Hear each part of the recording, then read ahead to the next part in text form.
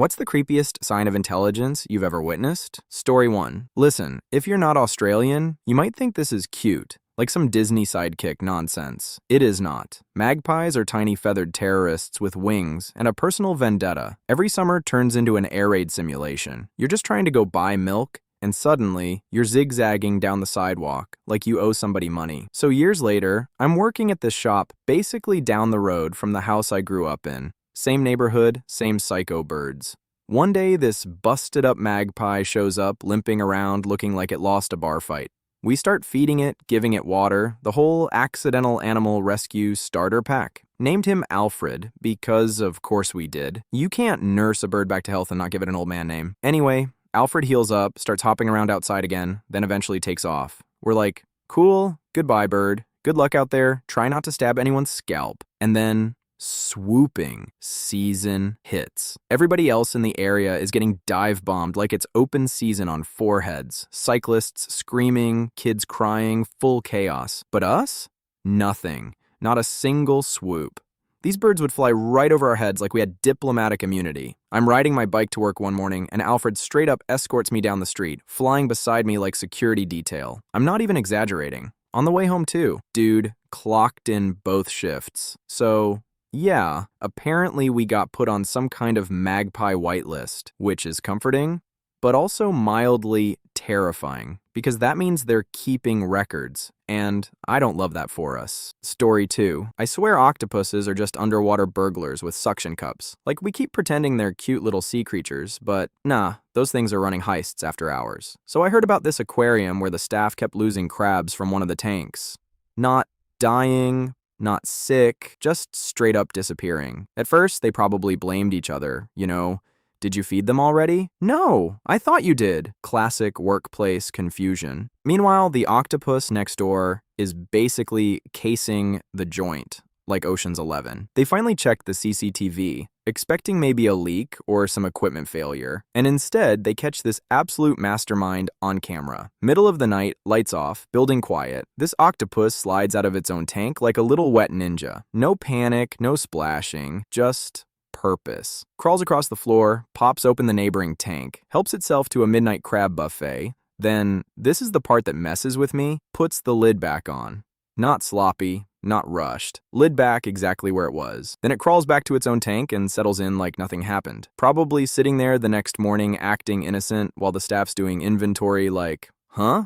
Weird? That's not hunger. That's planning. That's evidence management. And I don't care what anybody says. If an animal understands the concept of don't get caught, we need to start showing it a little more respect and maybe stop sleeping so comfortably around aquariums. Story 3. My dad had this German shepherd who was way too smart for his own good. Like, not cute smart, not shake hands smart. More like petty criminal mastermind living under our roof rent-free. So food kept disappearing from the fridge, specifically ham. Not the whole pack, not random stuff.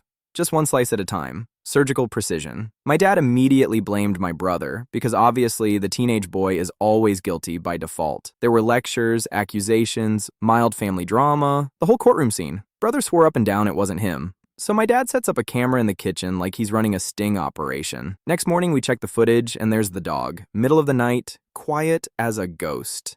Nudging the fridge door open with his nose, reaching in, gently pulling out exactly one slice of ham, and then, this is the part that kills me, closing the fridge behind him. No mess, no panic, just clean execution. But the creepiest moment? He pauses mid-heist and looks straight into the camera, not confused, not scared, just aware. Like he suddenly realized the jig was up. And after that night, never did it again when we were home. Man didn't just learn how to steal. He learned about surveillance and adjusted his strategy accordingly. Story 4. I was at this house party. Nothing wild. Just the usual crowd standing around with plastic cups, talking too loud over music nobody actually liked. Normal chaos. People drifting in little circles, half conversations, somebody laughing way too hard at something that wasn't that funny. Standard Saturday night. Somewhere in the middle of a story. Probably about work drama or fantasy football, who even remembers? I get this weird feeling. Like, why am I shoulder to shoulder with 3 grown adults in a living room that is definitely big enough for personal space? I take a tiny step back, and the guy next to me immediately steps forward again. Another person shifts closer. Suddenly, we're all packed together like we're about to take a group photo nobody asked for. And then it clicks. I look down, and there's my buddy's border collie, just calmly orbiting us. Not barking, not jumping, just quietly pacing in a slow circle, nudging ankles, applying gentle psychological pressure like a tiny furry life coach, completely focused, dead serious about the mission. This dog had been working the room for who knows how long, slowly herding a bunch of drunk adults into the center like we were confused sheep at a county fair. Nobody noticed. Not one of us. Meanwhile, the dog finally sits down, surveys the situation, and you can practically see the satisfaction on its face. Job done. Order restored. Humans successfully organized into a manageable cluster. Honestly, I've never felt more humbled in my life. Story 5. So my dog starts losing his mind at the front door. Full alarm system mode, barking like the FBI just pulled up. I open it, ready to yell at a squirrel or a leaf or whatever dramatic nonsense he's mad about. And there's this border collie just sitting there, calm, patient, looking at me like we had an appointment scheduled. I step outside, try to be friendly, do the whole "hey buddy" voice, and the dog just stands up, walks a few steps away, then sits and stares at me again. Real intense eye contact, not wagging, not scared, just businesslike. Honestly, felt like I'd been assigned a quest, so I follow him because apparently I make excellent decisions. And this dude leads me straight to a house down the street. Stops at the front door, stares at the doorbell, doesn't move, just looks at it, then back at me like, you know what to do. I ring it, nothing. I knock, still nothing. Dog sighs. Yes, I swear to God it felt like a sigh. Then walks around to the side gate and looks up at the latch, then back at me. That's when it hit me. I wasn't helping a lost dog. I was hired labor. So I open the gate. Dog strolls into the backyard like he owns the place, turns around, sits, and stares at me until I close it behind him. The second it clicks shut, he relaxes. Mission accomplished. No thank you, no tail wag, wouldn't even let me pet him. Man just needed someone with thumbs and found the nearest idiot on the street. Story 6.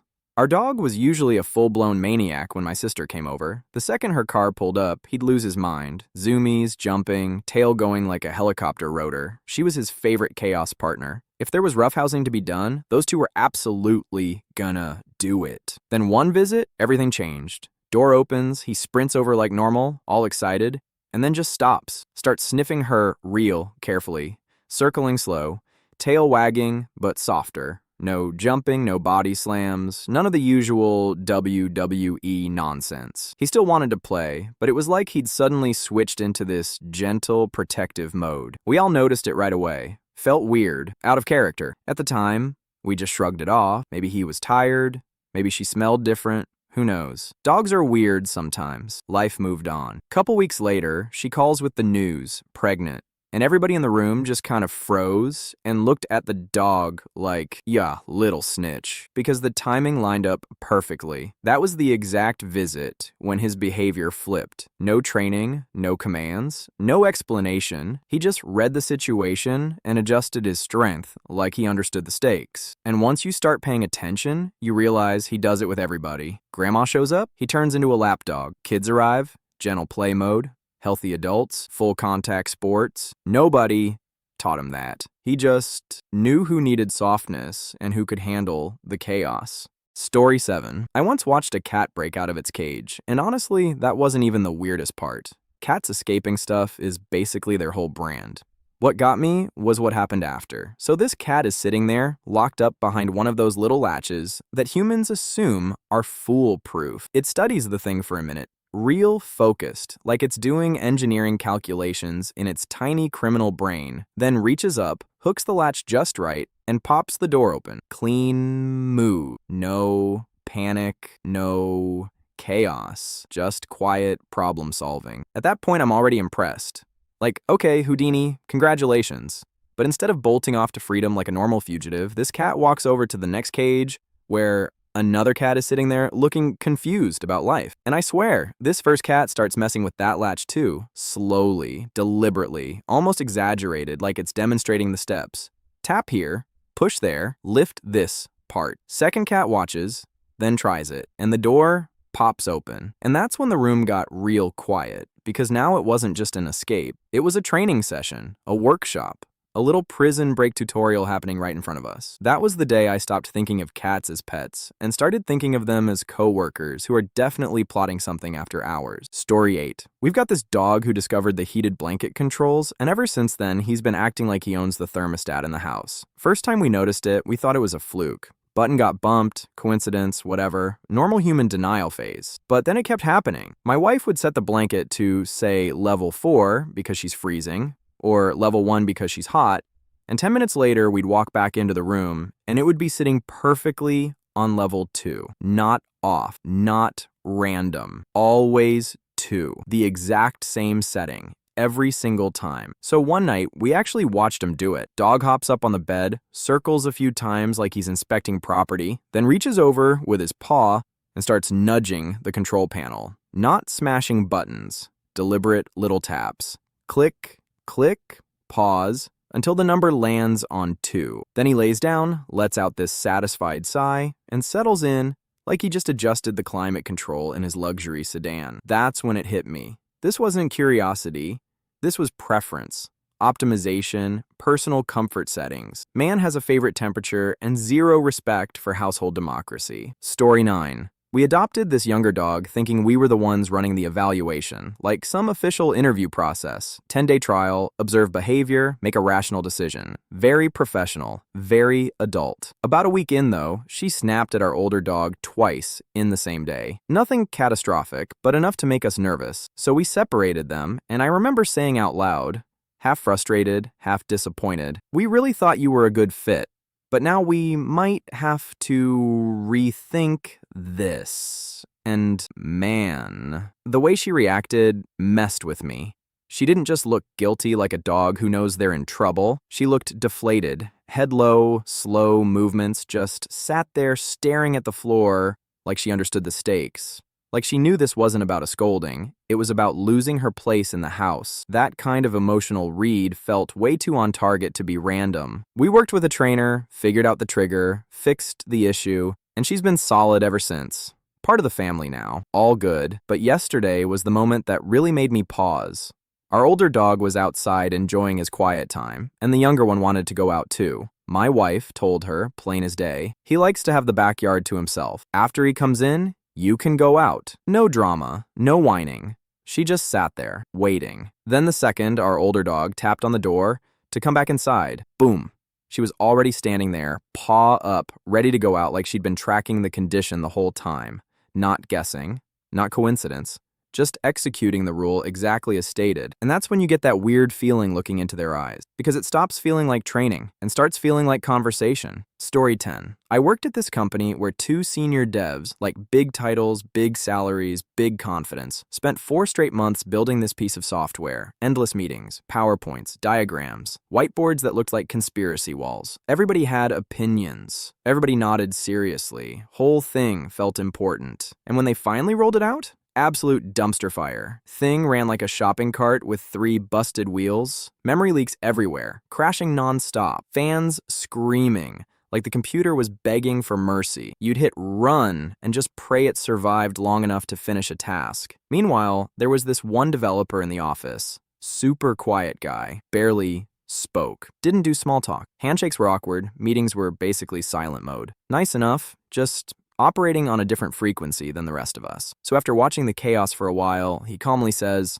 "I'll fix it," and leaves early on Friday. Nobody thought much of it. We all assumed he meant he'd debug a few things, maybe patch some leaks, standard maintenance stuff. Weekend comes and goes. Monday morning, he walks in like it's any normal day, plugs in his laptop, and says he has a new version ready. Turns out he didn't fix the code. He scrapped the whole thing and rewrote 4 months of work, 2 full-time senior developers worth, over 1 weekend. From scratch. Cleaner, faster, rock solid, no crashes, no leaks. Just worked. Story 11. I used to work with this guy who treated meetings like reconnaissance missions. No big personality, no chest thumping, no trying to dominate the room. He'd just walk in, quiet, polite, grab a seat, and then you could almost feel the gears turning behind his eyes. Within a minute, 60 seconds, tops, he knew exactly who mattered. Not who had the title, not who talked the loudest. The real authority. The person everyone glanced at before agreeing. The one who didn't speak much, but when they did, the whole table leaned in. He'd clock that immediately, then adjust his whole approach like a GPS recalculating the route. And the creepy part? Nobody noticed. People thought they were making natural impressions, cracking jokes,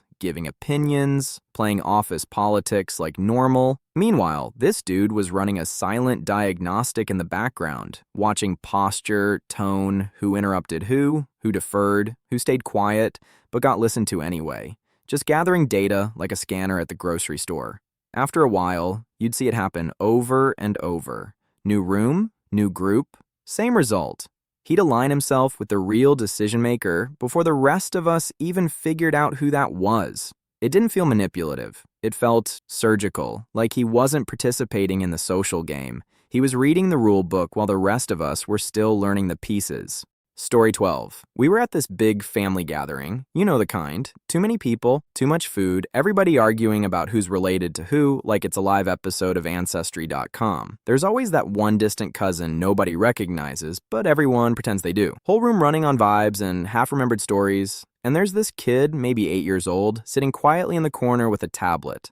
Not running around, not begging for snacks, just listening. That should have been the first warning sign, honestly. Adults are tossing out random details. Oh, he's from that village near the river. Your uncle married someone from that family back in the 90s. Real messy, incomplete info. The kind of stuff that usually takes 3 aunties and a whiteboard to figure out. 2 minutes later, this kid walks over, totally calm, and goes, he's related through Aunt Lena's sister.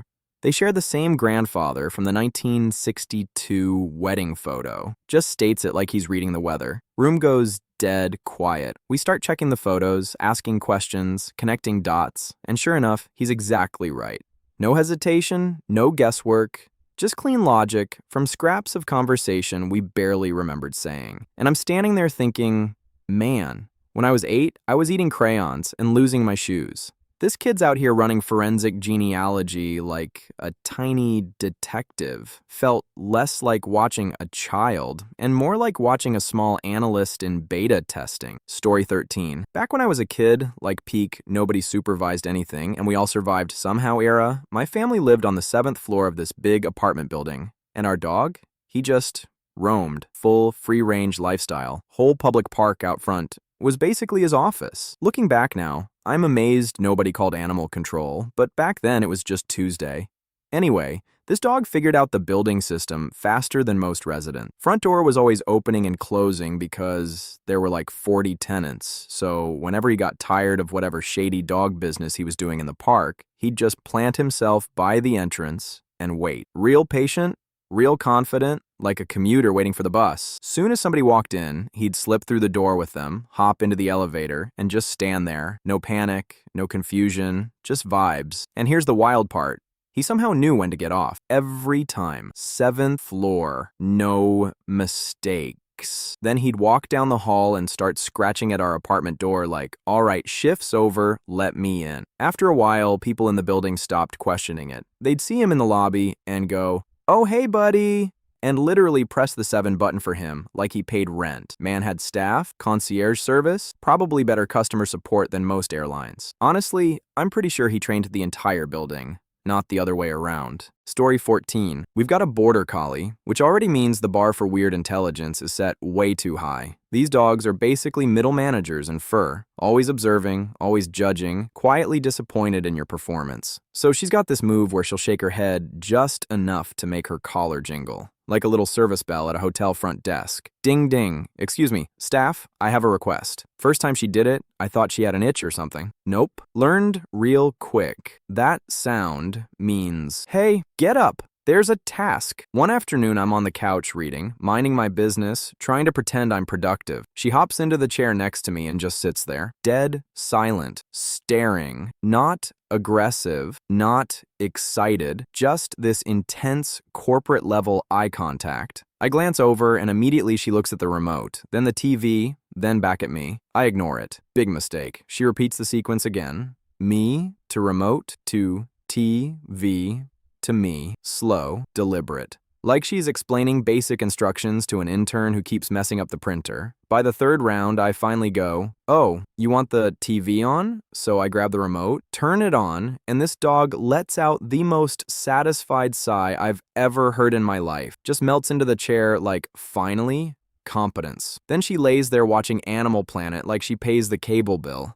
I'm not even the owner at this point. I'm the remote control with legs. And that's today's rabbit hole, folks. If you've ever witnessed something that made you stop and think, hold up, that was way too smart, drop your story in the comments. I read every single one. Don't forget to like, subscribe, and stick around, because the next story might mess with your brain a little too.